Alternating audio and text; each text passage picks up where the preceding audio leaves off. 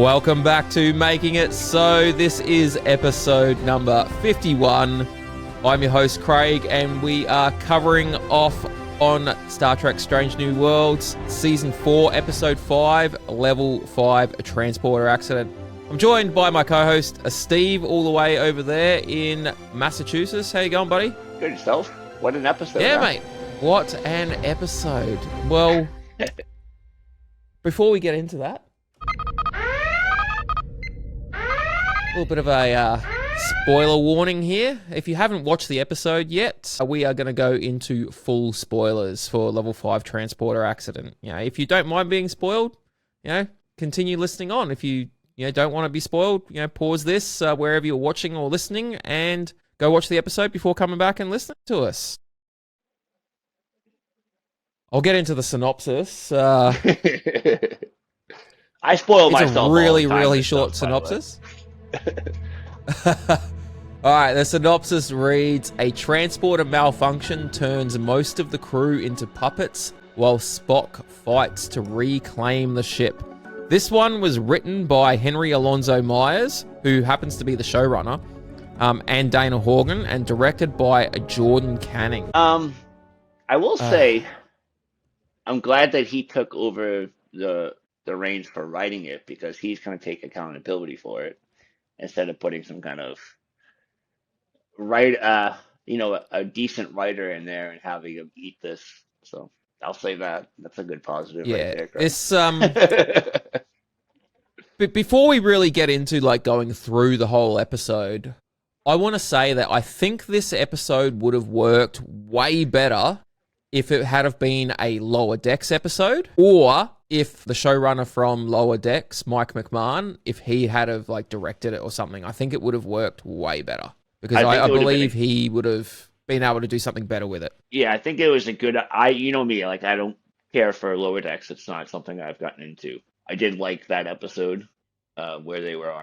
Was it last season or season 2?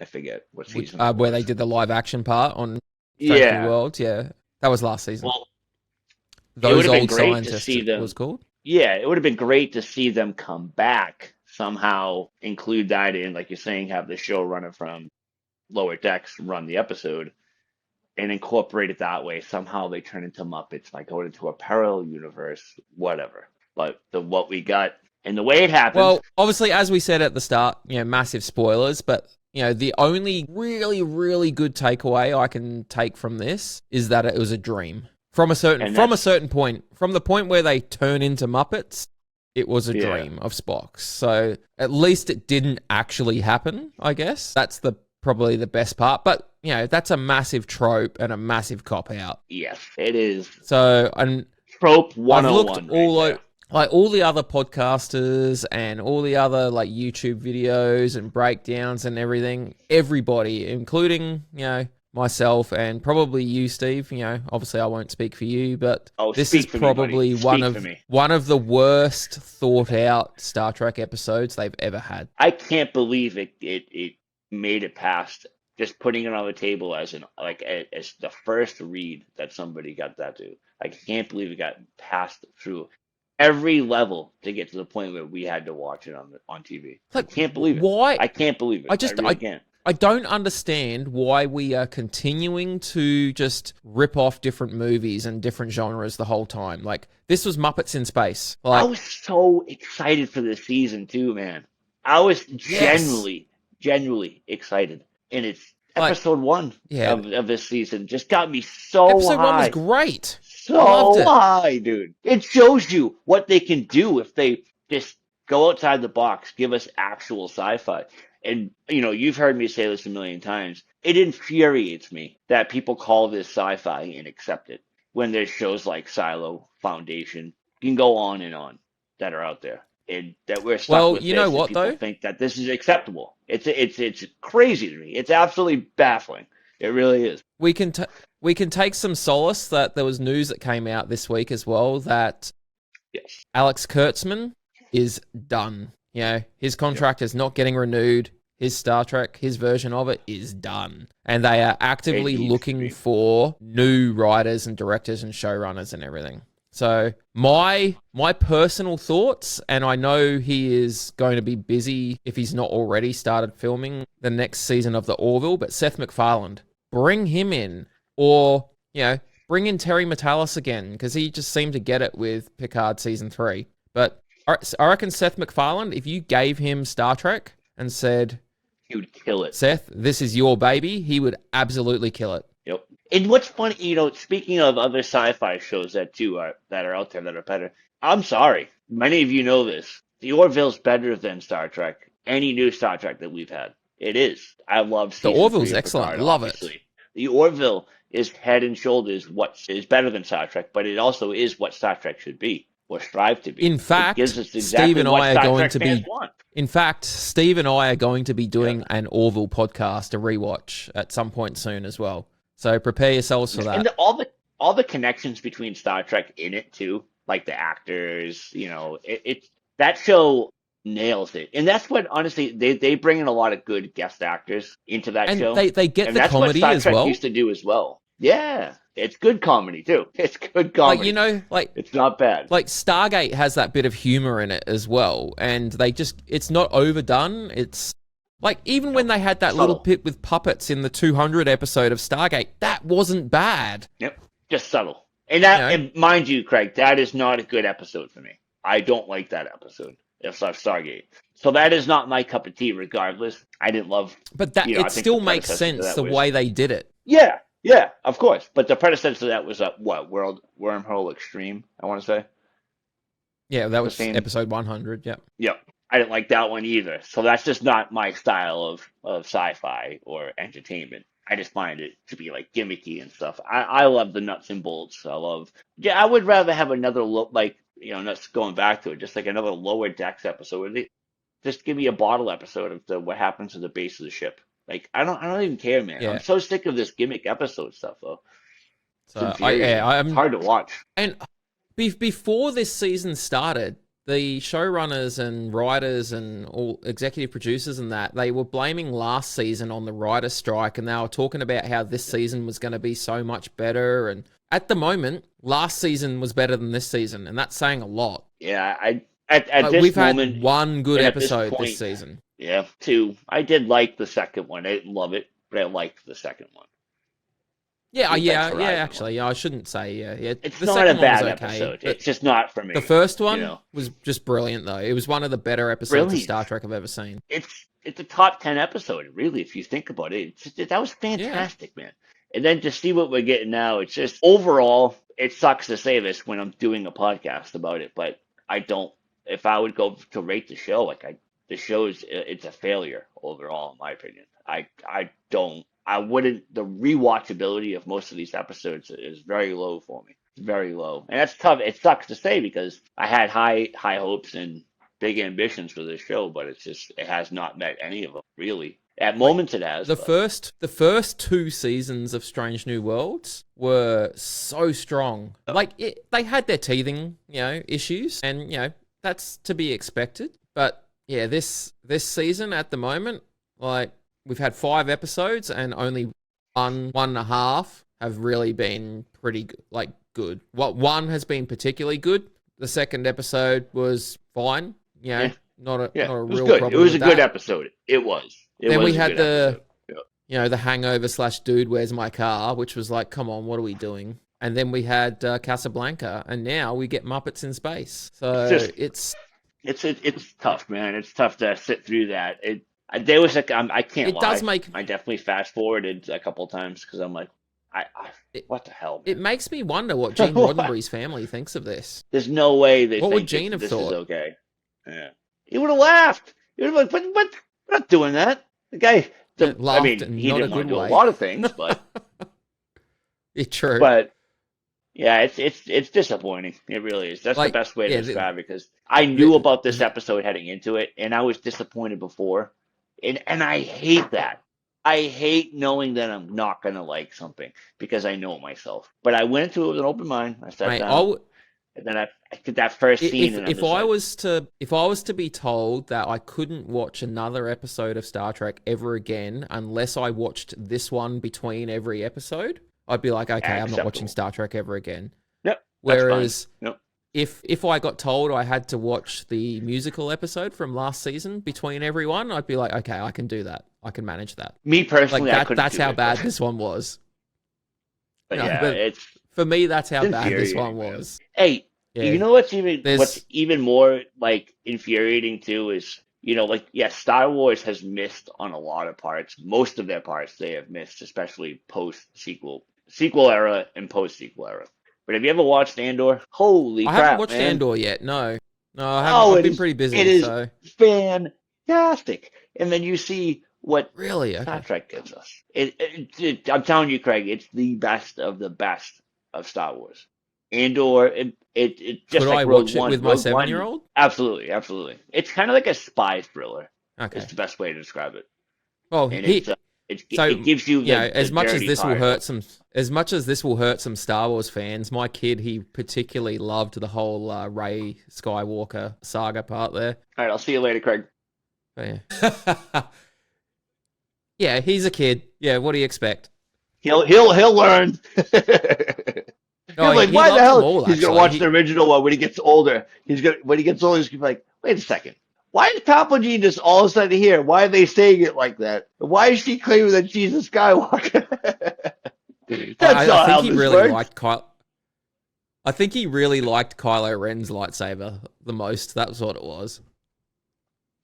That's a badass As bad lightsaber. as I think not to get on a tirade about Star Wars, but as bad as I think that trilogy is, and as mad as I was that they deemed most of it non-canon when they bought the franchise, The Force Awakens has a lot of potential, and it was a decent movie. And Oh, Kylo Ren, absolutely. yes, has a good story. Kylo Ren definitely has a good story, and he's probably the best part about the entire trilogy, if I'm being honest. You know what I mean? And his lightsaber is it's an ancient style of lightsaber, so it really kind of fit. Yeah, it's So cool as that man. being said, look, I can find the positives in a pile of shit, everybody, because I did love that. I did love the because I know I sound a lot negative about this a lot, but I don't. They're not giving me a lot of positives in Star Trek at the moment. So, but you can find positives in certain things, but at the moment, it's pretty tough. Yeah, no, it's anyway. Well, this episode it opens up with Spock's log, and he's talking about pirate activity in the sector,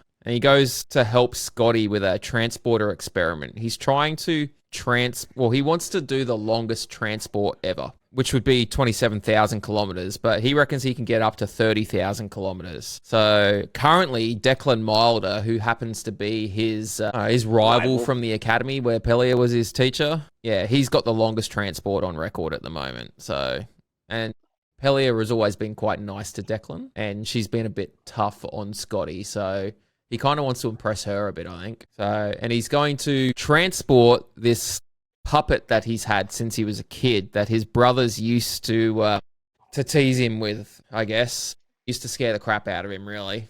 So, and he's going to transport that. So, while he's figuring out a little bit of that, Spock goes to see La'an about their dance lesson, which she's cancelling. So, since the Griffin incident, she hasn't been the same. So, yeah, she's Understandably. dealing with a bit of stuff there. Yeah, absolutely. But she breaks up with him. So Spock and La'an broken up now. So maybe that'll be the end of that. And, as I said, spoilers, I it seems hope. like Spock is back with T'Pring.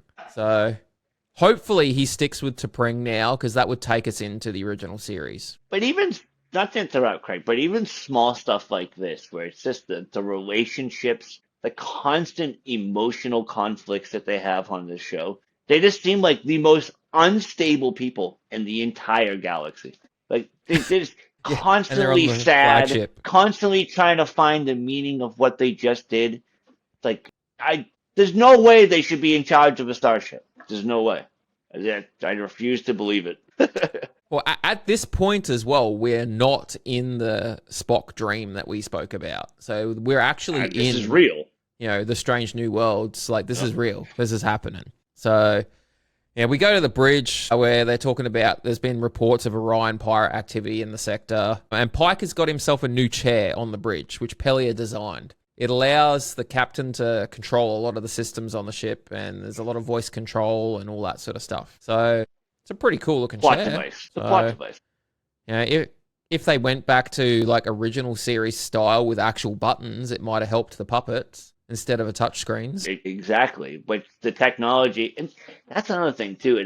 So when Maybe that's not what to they're gonna do. interrupt, I hope because Maybe like that's even the why screens they're when going they to go like explain when going back to buttons. I hope, but when Spock phones to Pring, I know we're not there yet, but when you look at the No, screens and no. stuff, why doesn't it look like the screens from the '60s from the show? Why can't they just do that? It's just because they're Aesthetically, trying to.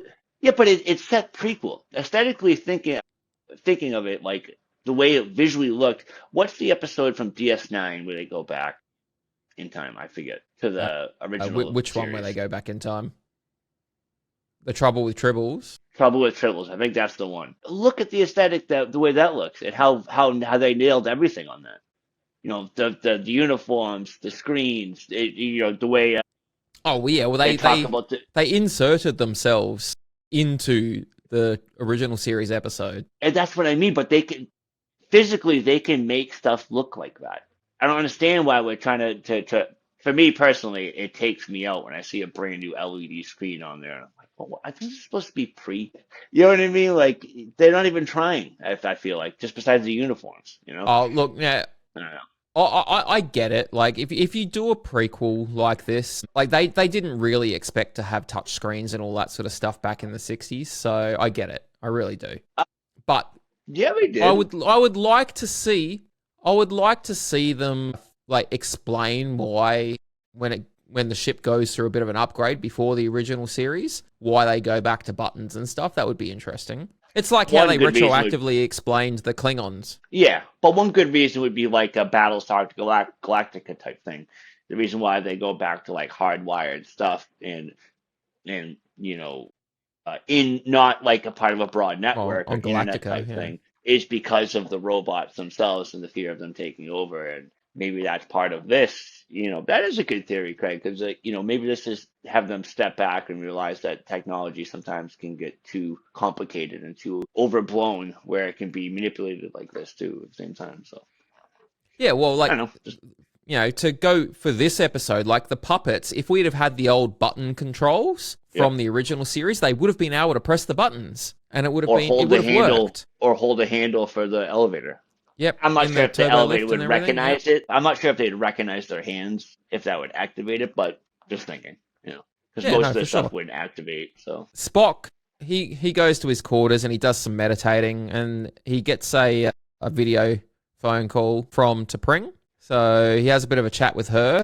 She's in the area. She's going to come to the ship, apparently. So and then Scotty calls him and says, "Little Ricky is ready to fly." So yeah, all right, we're about to get into the nuts and guts of it, I guess. So Spock heads out in a shuttle to drop off some relay buoys so they can help boost the transporter signal to send Little Ricky the 30,000 kilometers to the next ship. Now, this is another thing that doesn't really track either. So they want to send Little Ricky 30,000 kilometers. That's not far, right? Really? not in space. That's No. not that far, Not in space. especially in space, right? For one of these starships.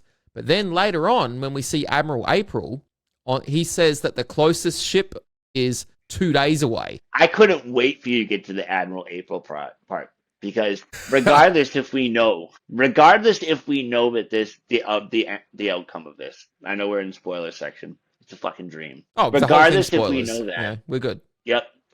Regardless if we know that or not, he says you're gonna have to figure it out on your own, basically, and leaves a ship full of I can't believe I'm saying this of fucking puppets to figure it out in the most important ship in the fleet, and they don't immediately stop, send 7 ships towards them, and figure out the situation. They let them just go on their own. Oh, don't worry, Spock's there.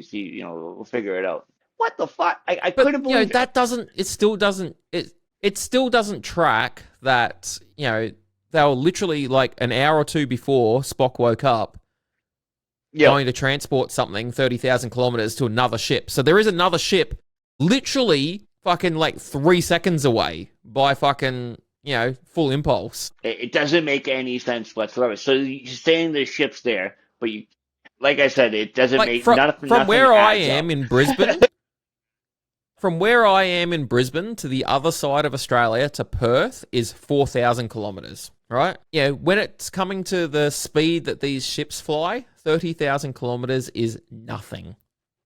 It's a Nothing blink at of an all. eye. Like, your place to mine, Steve, is probably 25,000 kilometers or something. It's, 7,000 realistically, miles it's not away. that Here, it's far, and it freedom wouldn't take units. the Enterprise. It wouldn't take the Enterprise that long to get there. So it would have just been something to do with the whole, Spock's fucking brain thing happening here. In his delirious state.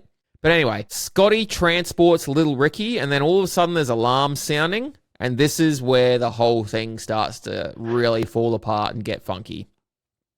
So all of the crew start to disappear. Then the ship disappears as well, right?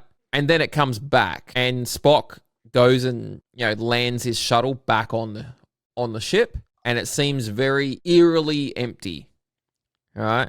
But he goes to the bridge and everyone is puppets. Or, they were Jim Henson-style Muppets.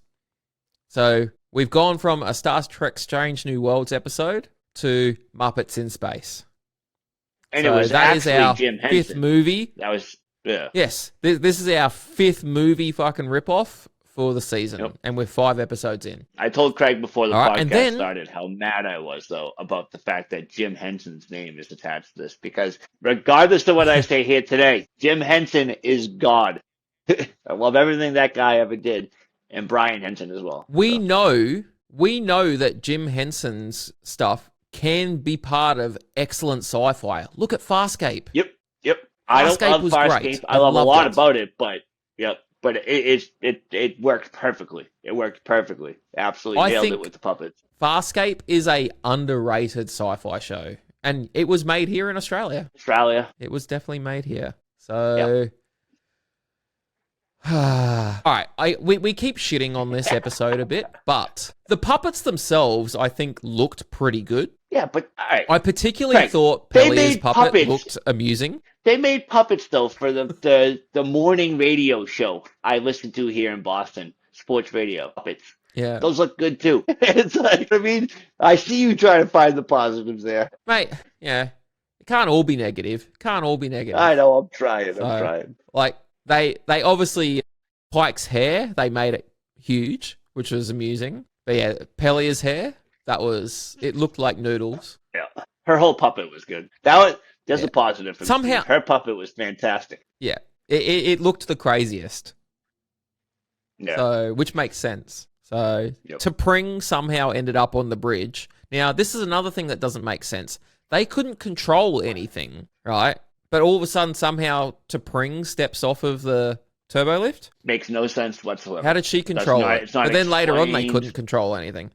So, nope, not explained. I guess all of the signs were there to begin with. It was a dream. All of the signs were there if you look for them. Retroactively. The way they flash into existence, but the one thing I was just thinking about, maybe she was in the middle of transporting up to the bridge when it happened. That's my only thought. Maybe. My only thought, because otherwise, they've got to explain that. Of course, they won't. That. No, of course, no. They should have been explained in the episode. Yeah, but why do that? So this then takes us. So this is when we get the opening title. So this is at the 10 minute and 20 second mark. So yes, a little bit longish into the episode, but it is what it is.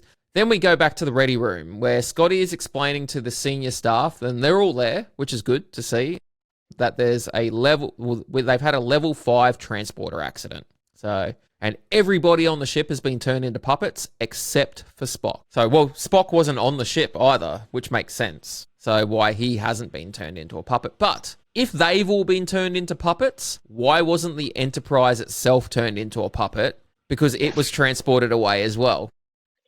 That's the one thing that really got me. So if the Enterprise transports, and if it's not just differentiating between physical material or biological material, and they don't explain that, so then why does the ship disappear in transport? Exactly. It should have been turned into yarn and fluff. Yep.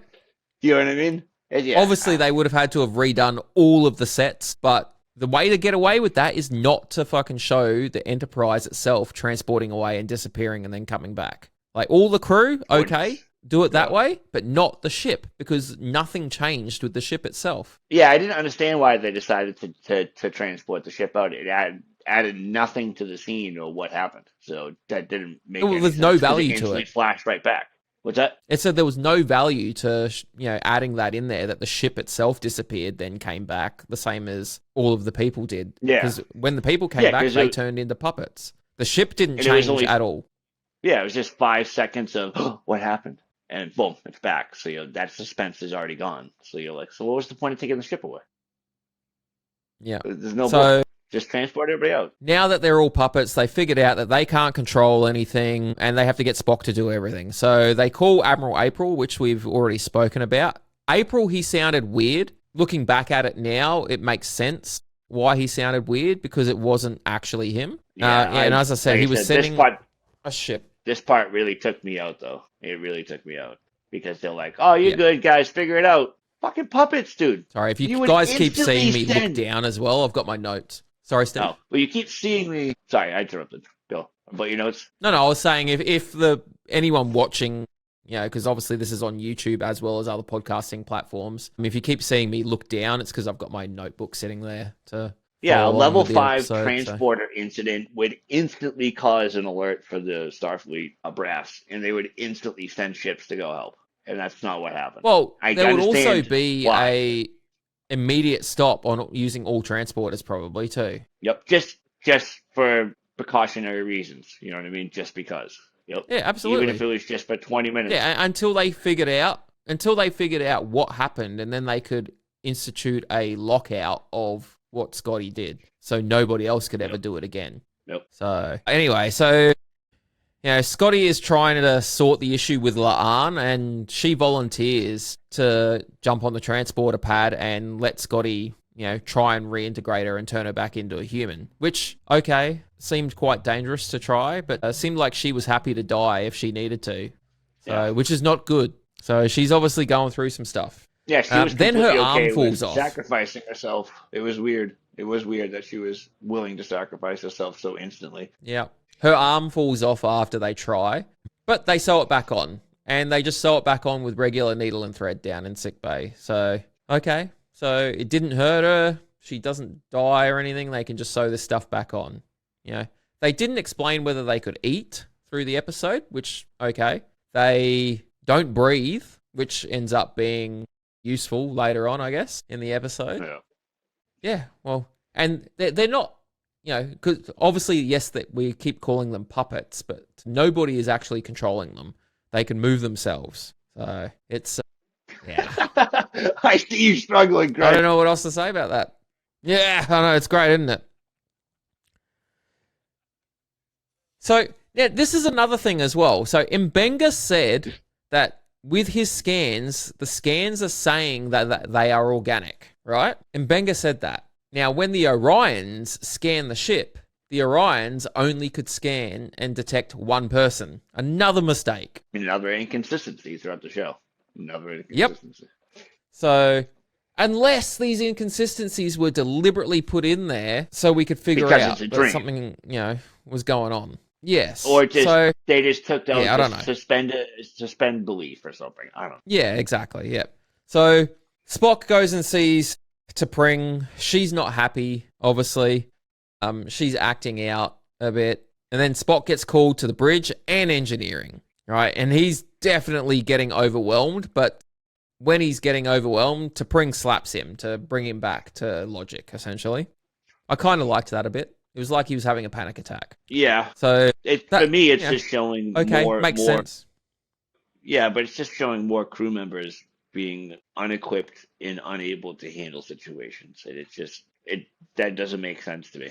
None of them seem confident in anything they ever do. It's just weird. They're too emotional. All right, back on the bridge, there's an Orion ship coming. And yeah, as I said, the Orion scan them and then they hail them.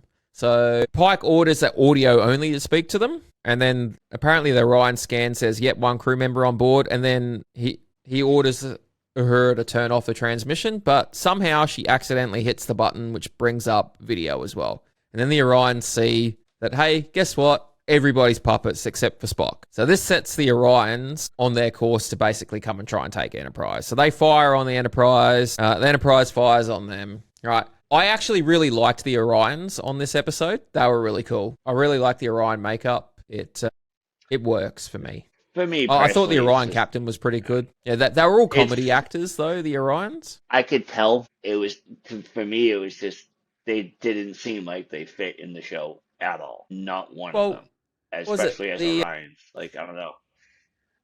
Especially the Orion, captain. second in command guy. Yeah, the captain. She's been in heaps of stuff. Hey, I can't remember her name though. Let me have a look. Where are we? I don't know. For me, and don't take this the wrong way as some giant sexist, but it's just, to me, it's just another, here we go, another badass woman villain who can apparently command a whole group of men and beat everybody up, and it's great, awesome. Well, it's Orion culture where the women are in charge, so it makes sense. So Rachel Harris, her name is. She's been in. She was in The Hangover. She was in Lucifer. She was in Suits. What else has she been in? Old Dads. She's been in an episode of Ghosts. She was in 93 episodes of Lucifer, if you've ever seen that. I haven't, but I know 28 episodes of Suits. She's been in heaps and heaps of stuff. She's actually not too bad of an actor. No, but it just felt like a giant ball of corny cheese, and especially the second in command guy who catches on fire later on. Yeah, you would recognize him from stuff. Oh, I know. Joe Truglio. Yeah. Oh, yeah. He was in Superbad, Brooklyn Nine-Nine, Role Models. He's been in heaps of stuff.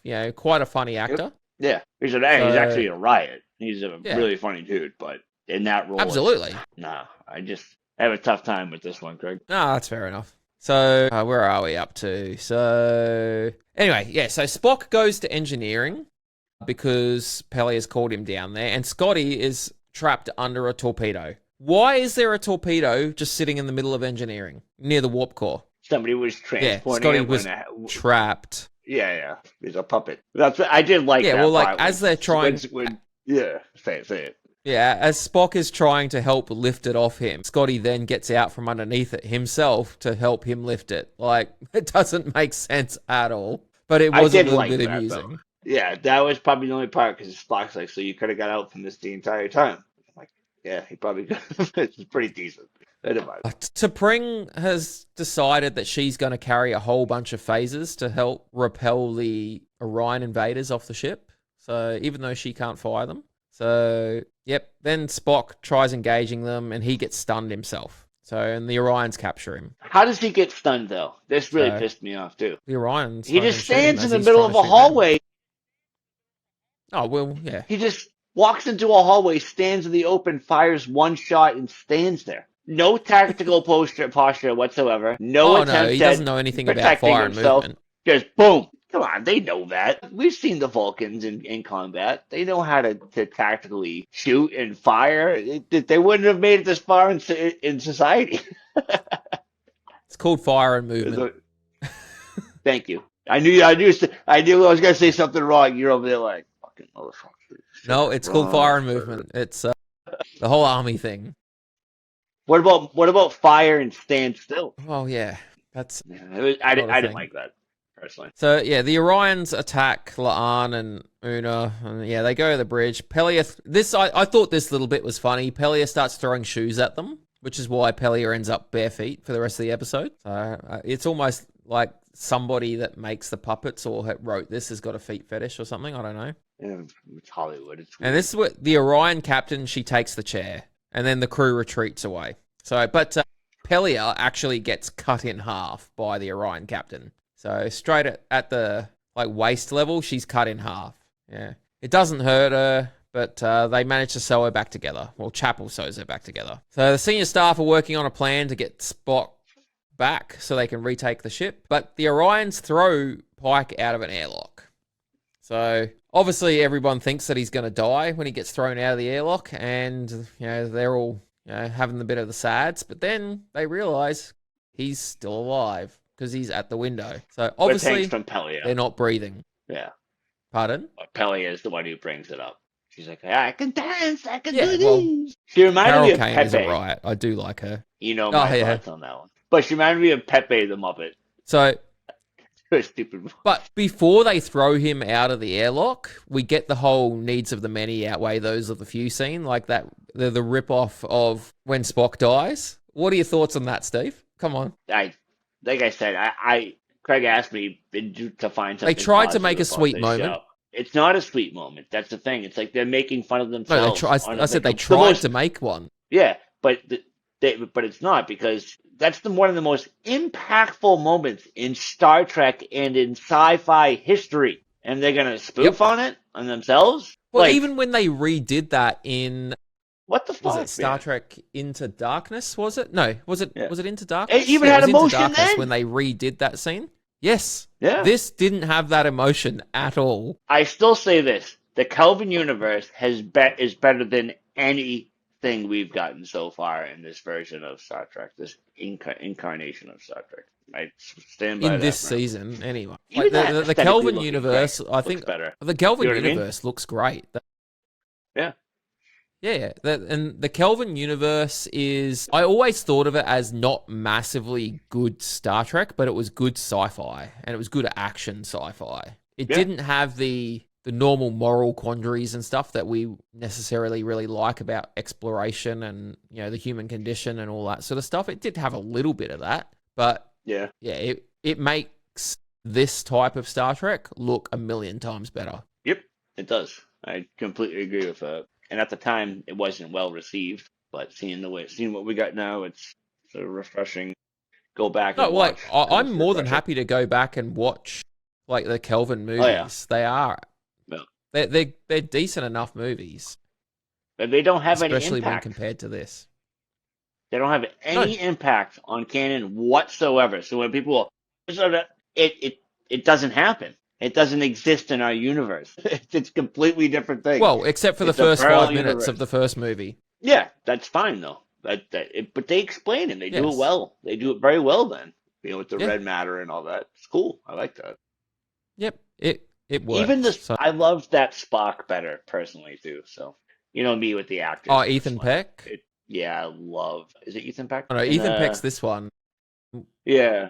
But that was his name. Zachary Quinto. Loved him as Spock. I thought he absolutely nailed it. That's why it's so hard for me to get into this one too, because it's so recent. It's like a new Batman to another Batman. Okay. It's hard for me to get into it, but either way. No, that's fair. No, I actually don't mind Ethan Peck as Spock, and I didn't mind Zachary Quinto as Spock either. So no, I just don't like his writing in this one. I think he's a great actor in his tons of moments, more than tons of moments where he excels. But me personally, it's like that's my Spock for me. So okay, that's fair. No, that's fine. So the puppets, they can't control anything, but somehow they manage to let Pike back in the ship through an airlock somewhere. How? But they don't show it at all. They don't show it. He's just back in the fucking ship. So they have this little talk where they're like, we must think and fight like how we are, so that they're going to, use their puppet bodies to the best of their abilities and figure out how to use them. T'Pring has a bit of an outburst of emotion, but all right, I get it. She has a massive outburst. Yep, I can understand that. But Scotty is working on a glove, which glove is to, the glove, the whole idea of that glove is to mimic the electrical impulses of the human hand. Okay, cool. But somehow with his puppet fingers, he's managed to make this fucking glove. Somehow, right? Yeah. Cool. Awesome. Somehow. There's a lot of somehow, some ways in this episode. Yeah, it was pretty funny when he got electrocuted on the door. I don't. That's not for me. It just seemed like a gimmick kind of. I forgot to mention how the navigator on the bridge got shot by the captain, the Orion captain as well, and they blew a hole in him. Right through his chest, right through his or is that later? Area, that could be later. Yeah. I think it was a little bit later when they take the bridge back, actually. Yeah, it may have been, yeah. So I like the Orion first officer burn T'Pring's hand, and then she uses the burning hand to set him on fire. That was okay. A little bit funny. And then she frees Spock. So, her hand actually does hurt somehow. So her hand hurts because it's been on fire, but earlier La'an's arm falls off and it doesn't hurt, and Pelia gets cut in half and it doesn't hurt, but T'Pring's hand does hurt. Somebody gets thrown into a wall and it does hurt. They get kicked. It hurts. Yeah. Nothing makes sense in the entire episode. Nothing adds up. Oh, and this is where the navigator gets shot, so he gets the hole through him. So Gotcha. yeah, so Spock enters. He throws Captain Pike at the Orion captain, and then Spock manages to sit in the chair. And when he sits in the chair, he's just sitting there, like still and holding his breath. Because what he's done once he's sat in that chair is he's turned off the life support, and the Orions pass out. You know, great. All right, so they've taken back the ship, and Spock passes out as well.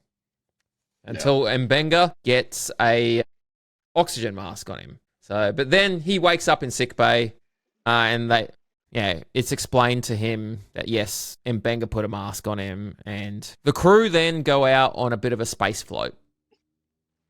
You know, floating around in the darkness of space. So they put all the Orions in jail in the brig. How did they get them there? Yes, unsure. They dragged. Did they beam them there and turn? They could have beamed them to the brig and turned them into puppets. That would have been funny. Just show us. Just tell us. Just show us. Yeah. They could have beamed. They could have beamed them. Like if we're going full silliness, they could have beamed them to the brig, and one of them could have been Kermit the Frog because he's green. Exactly. If you're gonna go wild, give us wild. Give us stupid. Yeah. Go into the full silliness. Make me feel stupid. Don't make me angry. All right. So while the crew are out on their little space float, this is where it gets a little bit weird. Spock and Puppet T'Pring are having a bit of a chat, and then he starts making out with Puppet T'Pring. This is like when Mark Wahlberg made out with it's like when Mark Wahlberg made out with the ape in the Planet of the Apes movies from like the 2000s. Everybody's like, "What the hell was that? Yeah. Why are we doing this?" Spock is a bit of a freak. Yeah, weird. We only saw making out. We don't know if they went any further. So I'll leave that to everybody's imagination. I'm sure there's a freak out there that wants to buy these puppets for that very reason. 100%. And it's you, isn't it? Person listening and watching. It's you. Oh, yes, that's me. No, not you. Person listening and watching. It's you, isn't it? Oh, the person listening? All right. If that is you and you're listening or watching this, let us know in the comments. Slip into our DMs. Let us know that you're that freak. Tag your name, everything. Yeah. Full name, everything. All right. Anyway, so this is where Spock now wakes up and he is told... Well, he figures out it was a dream all along. He was unconscious for several hours. All right, and T'Pring is telling him that, you know, she's now there and he was unconscious for several hours. And that Scotty has left him little Ricky, the puppet that started all of this, in his quarters for him. Do you know anybody who walks around with a fucking stuffed animal? My 7-year-old's got a... Yeah. Not any adults, no. Thank you. No. Look, it is a, I guess, some people probably have collections and stuff of that stuff. Like, whatever, like, fine. But yeah. Sure, I collect toys. They hang on my wall. Mate, like, I've still, like, I had a teddy bear. So in Australia, we've got this, it was a show on TV called Humphrey B. Bear. And he was a big brown bear, and he didn't talk, but he had, like, a human person with him, and they used to do stuff on TV. And I had my own version of it. And I've had that since I was 10 months old, and my son has it now. So it's like 42 years old. Different. This thing. Would you bring it with you on your Federation? But would you bring it on tour with you when you were serving in the military? Absolutely not. No. Thank you. But did I drag it all around? Did I drag it all around the country with me for 20 years while I had all of my stuff? Like, because obviously I didn't live at my parents' house or anything, so. Yeah, it just went with all my shit. And because I deliberately kept it for when I did have a kid. That's different. But I know what you're saying. So that's different. I am glad that were what they did is they made it a dream. It is very much a trope, and it was.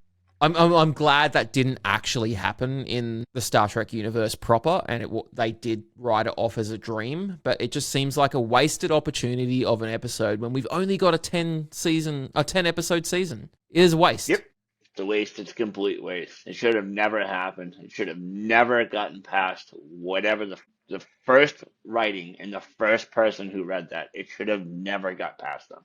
The Yep. execution, Whoever came up everything with this about this idea is needs to be awful. slapped. And for the fans that Yeah. encourage this kind of stuff, even if you're one of them while you listen, like, and you're the issue that's going on with not just Star Trek, but it's a lot of franchises right now. The acceptance of stuff like this is brutal, and I can't I can't support this. I cannot support Like we've what's said it happened this before season.